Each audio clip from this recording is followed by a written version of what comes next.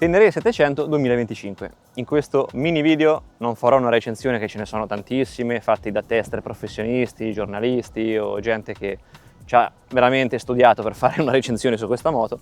Questo sarà un video semplicemente su delle mie prime impressioni su come va in fuoristrada, su quello che posso provare, perché ovviamente la moto ce l'ho come moto sostitutiva per qualche giorno e ne approfitto per farci qualcosina di molto soft. Non posso rischiare di sdraiarla o peggio, quindi ci farò un po' di fuoristrada light per avere un'idea grossolana di come lavorino le sospensioni e il mono, perché è una moto che viene considerata la moto tuttofare per eccellenza e devo dire che effettivamente non è sbagliato questo titolo.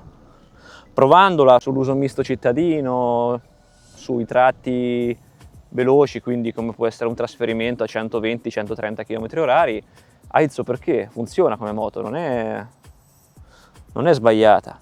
In fuoristrada pare che l'ho sempre guidata, appena salito e fatto un po' di fuoristrada era come se la guidavo già da tempo, mi trovavo a mio agio e quindi questo sicuramente è un motivo per cui ha tanto successo. È una moto facile.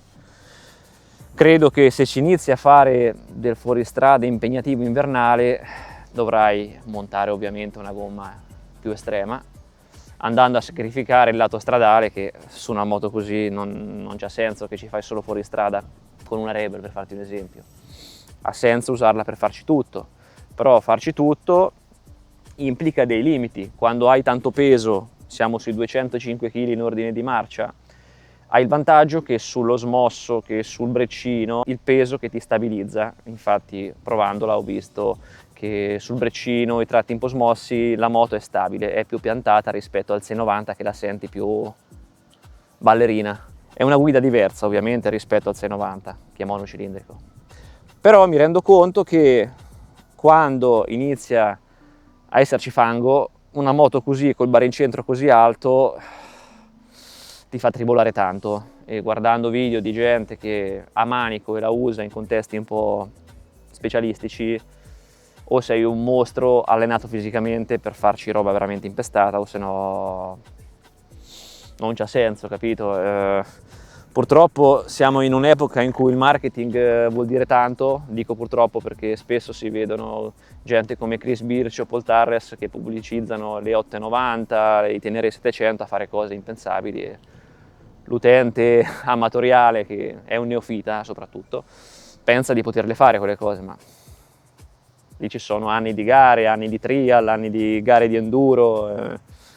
Non pensate di fare quello che fanno loro con queste moto, scordatevelo. Per iniziare il fuoristrada, consiglio mio, partite con moto piccole, leggere, con poca potenza, per farvi un'idea, e soprattutto se rompete qualcosa costa poco ripararle.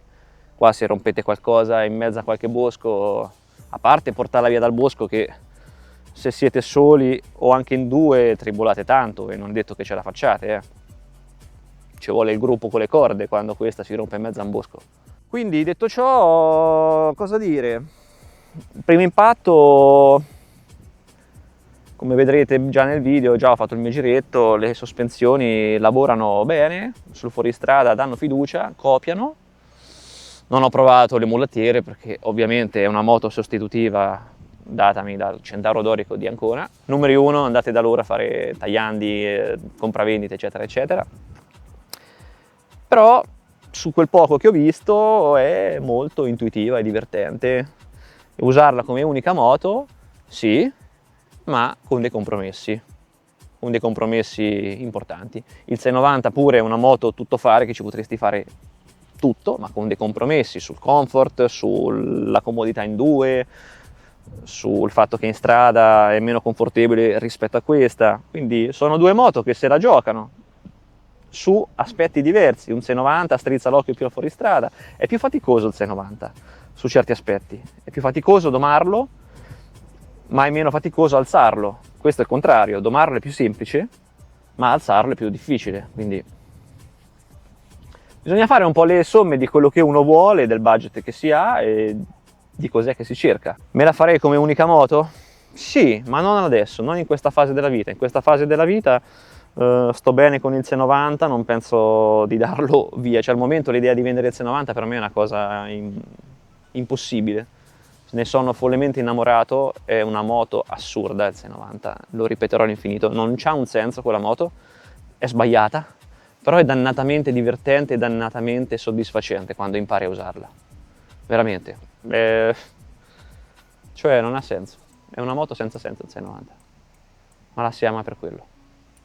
Questa ha un senso logico e poi è bella. È la prima volta che sento Gioia che dice cavolo bella, pare la moto di Batman, è vero, sta colorazione grigia nera sembra la moto di Batman, infatti anche a mio figlio è piaciuta.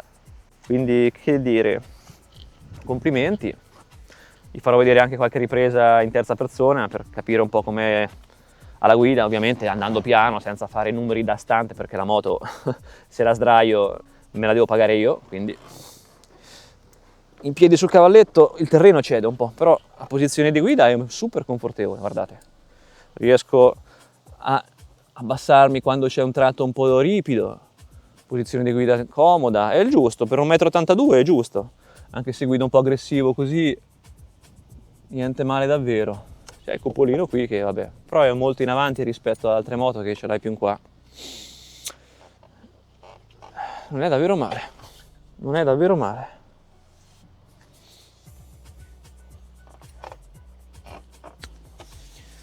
Vi faccio vedere brevemente il TFT com'è. È molto semplice. Giriamo il quadro. Qua abbiamo il tasto Mode che premendolo ti va a sbloccare il menu dove tramite le levette ti sposti, vedi destra, sinistra, le modalità. C'è la Sport e l'Explore. L'Explore è più dolce e la Sport è più brusca. Poi ABS, tenete premuto la levetta e si spegne il posteriore o potete spegnerli entrambi. Traction tenete premuto e si disattiva. È tutto semplice e intuitivo come dovrebbe essere. Accensione, frecce, tasto home per personalizzare i temi, c'è tutto dove dovrebbe essere, posizione comoda, semplice, approvata. E in due, secondo me, non ne manco del diavolo. Ci ho fatto salire la mia ragazza. Simpatica. Bella. Complimenti a Yamaha. Andiamola a provare un attimo su qualche sterratino adesso e almeno vedete una prima persona e una terza persona per farvi un'idea. Tutto qui. Sarà un video semplice e non una video recensione, perché quella la lascio a chi ha più esperienza di moto. Io ve la posso fare sul 690 una video recensione perché ormai i chilometri ce l'ho fatti, l'ho portata ovunque e posso farvela lì. Non ve l'ho fatta ancora, ma ve la farò tempo al tempo. E sul Tenere ovviamente che video recensione devo fare? L'ho guidata 3 volte, cioè che cacchio vedevo di niente. Quindi quella cercatela su YouTube che la trovate e adesso vi guardate un po' le mie sensazioni mentre guido, parlo, eccetera, eccetera. Andiamo in sella, dai raga. Allora, una cosa che non mi piace del Tenere è la frizione. Nel senso, sono abituato bene con il 690, frizione idraulica, morbida, ha uno stacco abbastanza spalmato. Questa, nonostante l'abbia regolata, perché appena presa era veramente improponibile, staccava verso la fine, botta secca, poco fruibile, soprattutto nei pezzi viscidi secondo me. Quindi c'era poco tatto, come si dice. E quindi niente, questo è un punto che non mi piace, però facilmente risolvibile secondo me. O monti dei dischi e dei conduttori rinforzati,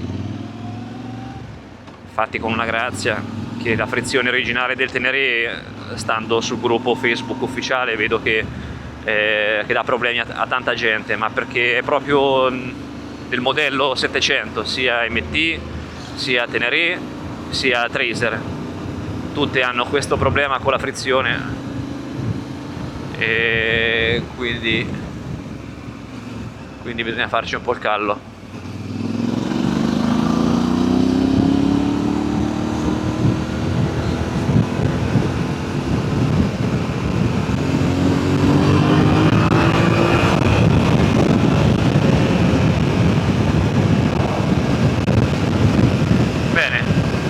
Bene, a velocità sostenute c'è una buona protezione aerodinamica.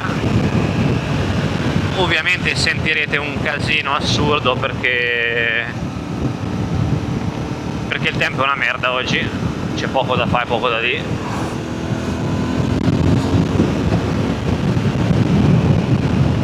Allora, le buche non le prende male, cioè mi aspettavo qualcosa di meglio,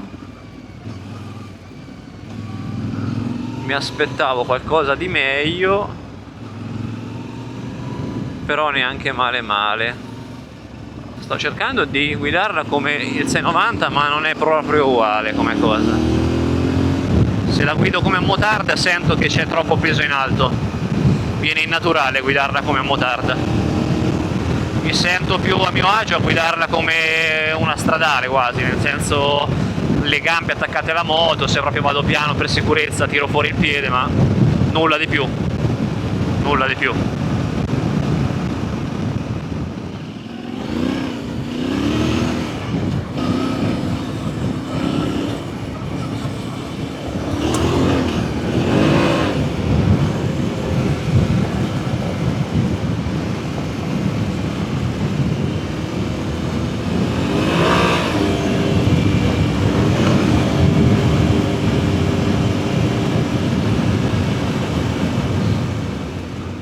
Pare che c'ha più freno motore questa che il 690, è una roba assurda.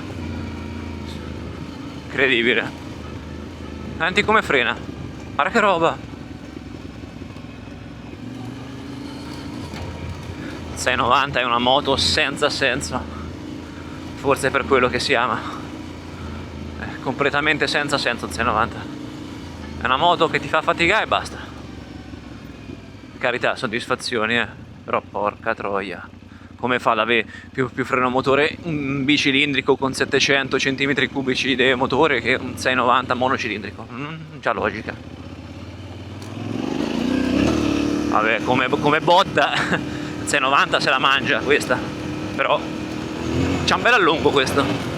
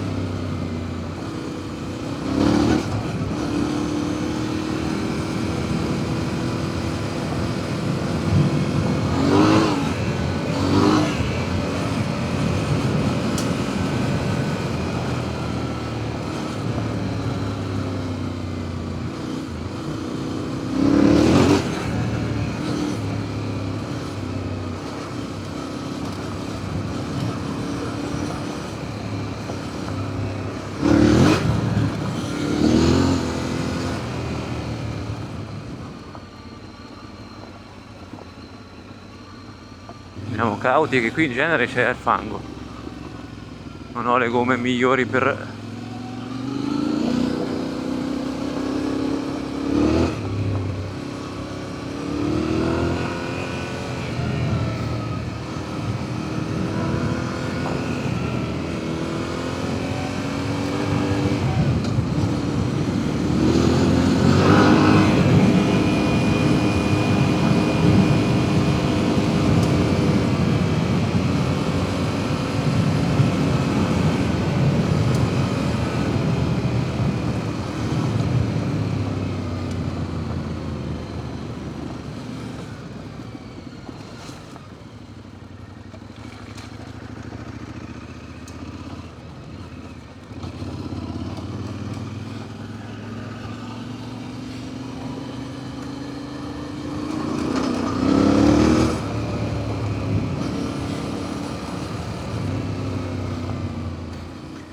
Allora, una cosa carina che hanno migliorato è che se ti si spegne la moto, adesso in questo caso che l'ho spenta io col tasto off, se ti si spegne la moto, le impostazioni come ABS eccetera eccetera vengono memorizzate,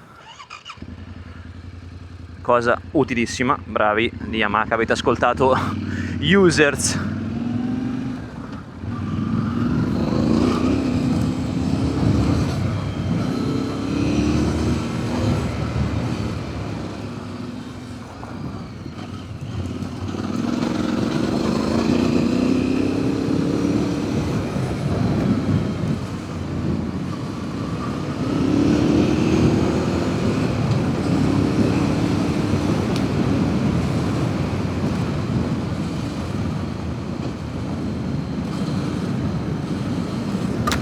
Aia.